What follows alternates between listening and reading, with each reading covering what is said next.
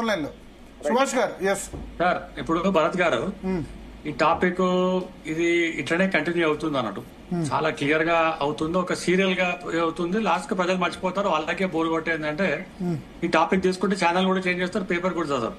అది కాంగ్రెస్ పార్టీకి ఏంటంటే వాళ్ళకి కావాలి.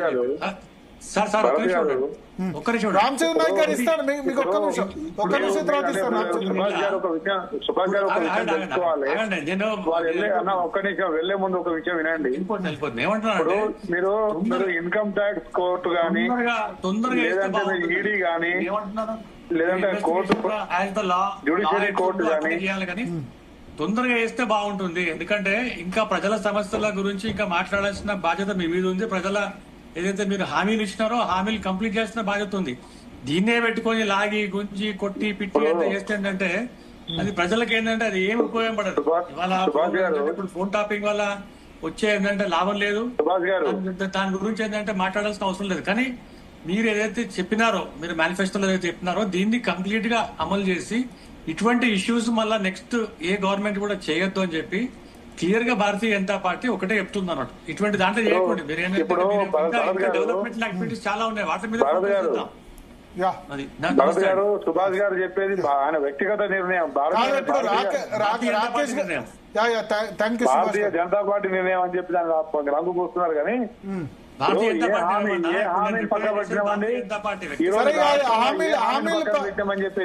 సరే హామీలు పక్కన పెడదాం. కొన్ని రాకేష్ గారు కొన్ని పాయింట్స్ రేజ్ చేశారు, వ్యాలిడ్ పాయింట్స్.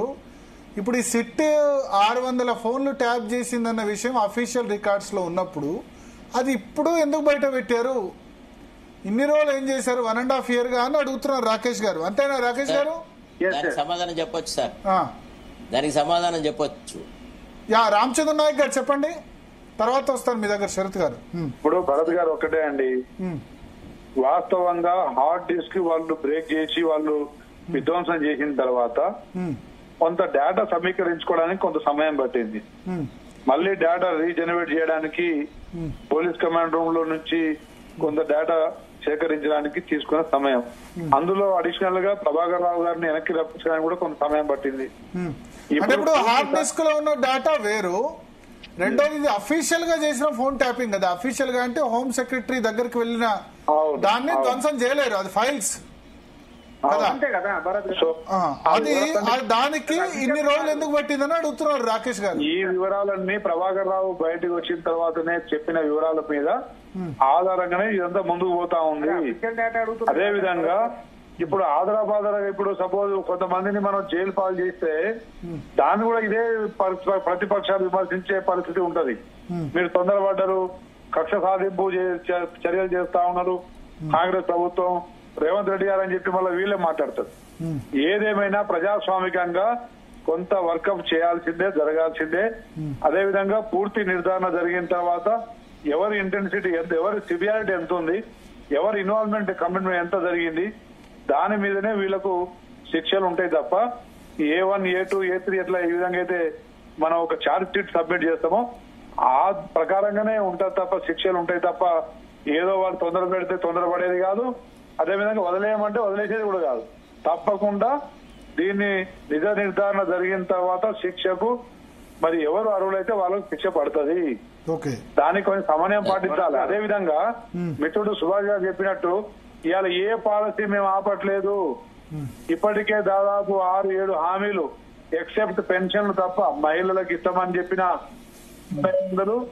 పెంచుతామని చెప్పిన వికలాంగుల ఒంటరి మహిళల పెన్షన్ తప్ప దాదాపు అన్ని అమలు అవుతూనే ఉన్నాయి. ప్రజలు వాటిని ఆస్వాదిస్తూనే ఉన్నారు. ప్రజలు ఇందిరమ్మ ఇళ్ల లబ్ధిదారులు కావచ్చు, అది రైతు భరోసా కావచ్చు, రైతు సరే ఇది వేరే టాపిక్. శరత్ గారు, ఆలస్యానికి కారణం ఏంది? ఇప్పుడు రాకేష్ గారు అడిగిన ప్రశ్న. నేను సమాధానం చెప్తానండి. దాంట్లో రెండు విషయాలు. రాకేష్ గారు చెప్పాల్సిన సమాధానం ఏంటంటే ఈ సిట్ లో అంటే ఇది ఎవరైతే ఈ ఫోన్ ట్యాపింగ్ లో ఇన్వాల్వ్ అయి ఉన్న ఆఫీసర్స్ ఉన్నారు కదా, వీళ్ళందరూ ఒకే కులానికి చెందిన వాళ్ళు. First point. వీళ్ళందరిలో రిటైర్ అయిన తిరుపతి అన్న కాదనుకుంటా, Tirupati sir, one exception is different thing. Prabhakar Rao, Radhakishan Rao, Praneeth Rao, Bhujangarao అందరూ ఒకటే కమిటీ. ఎగ్జాక్ట్లీ. రెండోది ఏంటంటే వీళ్ళందరికీ యాక్సిలరేటెడ్ ప్రమోషన్ ఇచ్చినారు. రిటైర్మెంట్ అయిన తర్వాత రాధాకిషన్ రావు లాంటి వాళ్ళకి ఎక్స్టెన్షన్ ఇచ్చినారు. మళ్ళీ వీళ్ళు చేసిన దుర్మార్గం అంతా ఏంటి అంటే ప్రతిపక్షాల దగ్గర ఉన్న ఆర్థిక సంపత్తిని, ప్రతిపక్షాల వాళ్లను కేసులలో ఇన్వాల్వ్ చేయడము, తర్వాత ఒక భీకరమైనటువంటి సృష్టి చేసినారు. ఫస్ట్ పాయింట్ ఇది ఒక అంశం. దానికి టిఆర్ఎస్ ఆన్సర్ చేయాలి. ఎందుకంటే వి అపోజ్డ్ యాక్చువల్లీ ఇట్లాంటి వాళ్ళకి ఎక్స్టెన్షన్ ఇవ్వకూడదు. There contribution towards the maintenance of the law and order is zero అని మొత్తుకున్నా నేను. First point. రెండోది ఏంటంటే ఒక లిస్ట్ ఆఫ్ విట్నెసెస్ అంటే ఎవరెవరిని ఎగ్జామిన్ చేయాలనేది ఎగ్జామినేషన్ చేసే క్రూషియల్ టైంలో డిక్లేర్ చేస్తారండి. ముందే ఏమైనా పత్రికలు పంచి పెడతారా? మీరు అందరూ మీ ఫోన్ నెంబర్లు అదైనా ఇదే కాదు. రియల్ గా ఆ విట్నెస్ లని ప్రభాకర్ రావుతో కాన్ఫరెంట్ చేయాలి. కాబట్టి ప్రభాకర్ రావు కంటే ముందే రాధాకిషన్ రావు, ప్రణీత్ రావు తీసుకున్నప్పుడే అప్పుడు చేయొచ్చు కదా. ఓన్లీ ప్రభాకర్ రావు వచ్చేంత వరకు ఎందుకు వెయిట్? ఆ దేశంలో ప్రభాకర్ రావు ఆ యొక్క ఆదేశాల మేరకే జరిగింది. అక్కడ పివోట్ ఎవరు, ఏ చక్రం మీద, ఆ చక్రం ఏ ఇరుసు మీద జరిగిందండి? ప్రభాకర్ రావు అనే పివోట్ మీద మొత్తం చక్రం జరిగింది. కాబట్టి కంపల్సరీగా అది ఆ దశలో రావడము కరెక్టే. దానికి పెద్దగా రాకేష్ గారు కొండతలు చేయాల్సిన అవసరం. రాకేష్ గారు చాలా క్లారిటీగా చెప్పారు. అడ్వకేట్ శరత్ గారు సార్ నేనేమంటున్నా అంటే అడ్వకేట్ గారు క్లారిటీగా చెప్పిన. ఇప్పుడు నేనేమంటున్నా అంటే అడ్వకేట్ దగ్గర కేసు ఎప్పుడు పోతుంది అంటే ఛార్జ్ షీట్ దాఖలు చేసి అది మొత్తం కేసు బుక్ అయిన తర్వాత కోర్టుకు పోయినప్పుడు కేసు అడ్వకేట్ దగ్గర పోతుంది. బెయిల్ ఫస్ట్ అరెస్ట్ కాగానే అడ్వకేట్ దగ్గర పోతుంది. అక్కడ దాకా రైట్ సార్. నేనేమంటున్నాను గారు, వన్ మినిట్ అండి శరత్ గారు, ఎందుకంత ఆవేశపడుతున్నారు? కేసు కాదు, 1 మినిట్ ఆగండి. కులాన్నే తప్పు పట్టాలంటే కేసు పెట్టినది రెడ్డియే, మరి ఎట్లా అంటే కేసు బుక్ చేసింది రెడ్డి, ఇవన్నీ ఇట్లా మాట్లాడుకున్నాం. సీఎం రెడ్డి ఇది కాదు కదా సార్ మనం మాట్లాడుకోవాల్సింది. మీరు అడ్వకేట్ గా కులాల గురించి ఎందుకు మాట్లాడుతున్నారు? నేనేమంటున్నా అంటే ఈ కులంలో ఎవడు పుట్టద్దు అయింది. It is piercing into the eye, sir. It is piercing into the eye. You have politicized the police administration. Don't say all that. 1 minute. మీరు చదువుకున్నది రాజ్యాంగబద్ధంగా చదువుకున్నారు, అయితే సివిల్ కోడ్ చదువుకున్నారు, లేకపోతే రాజ్యాంగం చదువుకున్నారు, కానీ కులాలను చదువుకోలే కదా. కాబట్టి మీకు కొన్న కక్షను ఏదైనా కేసీఆర్ గారిని దూషించాలి కాబట్టి ఏదో మొత్తం అంతే కదా మరి మీరు మాట్లాడేది. మీరు మాట్లాడదంటే లీగాలిటీ ఉందా సార్? నేను అడిగింది ఎందుకు చెప్పేది. 1 మినిట్ ఆగండి శరత్ గారు. నేను చెప్పేది నేను భరత్ గారు నేనేమంటున్నా అంటే సార్ నేను స్పష్టంగా ఏమంటున్నా అంటే ఒక కేసు మీరేమన్నారు అఫీషియల్ గా ఇదంతా డేటా రిట్రీవ్ చేసిర్రు అని అన్నారు. అఫీషియల్ గా చేసినప్పుడు నేనేమంటున్నా అంటే ఇది 1.5 year కిందంటే బయటపడాలి, లేకపోతే 1 year కిందంటే బయటపడాలి. నెంబర్ 1. నెంబర్ 2 వచ్చేసి నేను ఏమంటున్నా అంటే ఈ రోజు కేసు ఏదైతున్నదో సిట్ ఇంతవరకు ఒక ప్రెస్ మీట్ పెట్టాలి. మీడియాలో వస్తున్నటువంటి అగో అన్నటువంటి ఒక వార్తనే తప్పితే ఎవరి దగ్గర సరైన డేటా లేదు. ప్రెస్ మీట్ పెట్టరాదు ఈ సమయంలో, ఎందుకంటే పూర్తి ఇన్వెస్టిగేషన్ సార్. అదే నేను చెప్తున్నా ఏంటంటే నెంబర్ 1. నెంబర్ 2 వచ్చేసి ఇంకోటి ఏమంటానంటే భరత్ గారి ఫోన్ ఇప్పుడు కూడా నేను వాట్సాప్ డేటా మొత్తం తీయచ్చు అఫీషియల్ గా. ఇప్పుడు డేటా తీసి అప్పుడే తీసిరని చెప్తే ఏం చెప్తాను. అండ్ నెక్స్ట్ వచ్చేసి నేను ఏమంటానంటే ప్రభుత్వ బాధ్యత నిర్వహిస్తుంది అంతే తప్పితే రోజు పొద్దుగా లేచి ఎవరి ఫోన్ ఎవరికి చేసుకుంటాడని ఎవరు వినడు. ఇంకోటి ఏంటంటే కేసీఆర్ మీద ఒక అభాండం వేయడానికి తప్ప ఇది ఎక్కడ నేను ఎక్కడే అంటున్నా, నిజంగా అట్లాంటి తప్పు ఏదైనా జరుగుంటే తప్పకుండా ప్రభుత్వం చట్టపరంగా చర్యలు చేపట్టదు కదా. ఇదేంటంటే ఒకటి కాళేశ్వరం అనేసారు, ఒకటి కరెంట్ కొనుగోలు అనేసారు, ఒకటి ఇంట్లో ఫంక్షన్ అయితే ఫామ్ హౌస్ దావత్ అని చెప్పి చేశారు. సార్ మీకు ఒక భారత్ గారు స్పష్టంగా చెప్తున్నా చూడండి. మంగ్లీ అనే ఒక సింగర్, ఒక గిరిజన సింగర్ జగన్ కు పాటలు పాడిందని చెప్పేసి ఇక్కడ తెలంగాణలో కేసు పెట్టింది సార్ ఆమె మీద. చంద్రబాబుకు సపోర్ట్ కేసులు పెట్టించారు. షర్మిల ఫోన్ ట్యాప్ అయిందట, విజయమ్మ ఫోన్ ట్యాప్ అయిందట. అక్కడ కూడా జగన్ ప్రభుత్వమే కదా సార్, మేమెందుకు ట్యాప్ చేయాలి? ఒకవేళ అట్లా ఆరోపణలు వాళ్ళ దగ్గర లేదట మరి ఆ ఎక్విప్మెంట్, మీ దగ్గరనే ఎక్విప్మెంట్ కొన్నారు అది కదా. ఓటుకు నోటు మా దగ్గర దొరికింది కదా సార్, ఏడ దొరకలేదు. అదే అందుకే చెప్తా, అది కూడా ఫోన్ ట్యాపింగ్.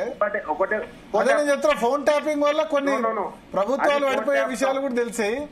అది ఫోన్ ట్యాపింగ్ కాదు, మన దగ్గర చాలా అడ్వాన్స్డ్ ఎక్విప్మెంట్ ఉందట.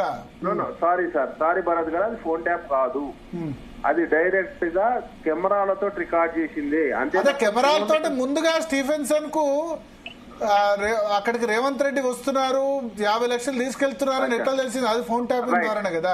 సార్ స్టీఫెన్సన్ గారు ఇన్ఫర్మేషన్ ఇచ్చారు. నెక్స్ట్ వచ్చేసి నేను ఏమంటున్నా అంటే 50 లక్షలు తీసుకుపోయింది నిజం, ఇచ్చింది నిజం అని మీరు కూడా ఒప్పుకుంటారు కదా. ఇప్పుడు అది టీవీలో కనబడ్డది, నేను రేవంత్ రెడ్డి కాదు కదా, నాకు కనబడ్డది. అది నేను ఒప్పుకుంటున్నా అంటే నాకు టీవీలో కనబడ్డది. 50 లక్షలు ఆయన తీసుకొచ్చి పరిచారు, అది కెమెరాల ముందు కనబడింది. ఆ 50 లక్షలు ఎందుకు ఇచ్చారు ఏంది అన్నది కోర్టు తెలిసాలి. అది ఫర్ సపోజ్ పెగాసిస్ కొన్నారు అని చెప్పేసి రాహుల్ గాంధీ గారు అసలు పార్లమెంట్ కామెంట్ చేశారు. ప్రధానమంత్రి గారు కొనుక్కొచ్చారా సార్? అది నేనేమంటానండి, ఏదో ఒకటి ఆరోపణ చేయడం పొద్దుగా లేచి. ఇప్పుడు ఇంతమంది బీజేపీ మిత్రులు అన్నారు, అదేమన్నంటే వెంటనే కేసు బుక్ చేయాలి అది అని. నేనేమంటున్నా అంటే నేషనల్ హెరాల్డ్ కేసు ఏమైతుంది సార్? సోనియా గాంధీ రాహుల్ గాంధీ తాపకర్తారు పోతారు ఈడీ ఆఫీస్ కు. వాళ్ళు ఒకటే చెప్తున్నా, అధికారంలో ఉన్న ప్రతిపక్షాలను వేధించడానికి జరుగుతున్న కుట్ర సార్. మేము ఏ రోజు ప్రతిపక్షాలను అట్లా ఆలోచించలేదు, అట్లా తిప్పలు పెట్టలేదు సార్. మేము ఏవైతే కేసులు పెట్టినామో అవన్నీ కూడా లైవ్ గా జరిగినాయి, మీకు ఎవిడెన్స్ తోటి పెట్టాం.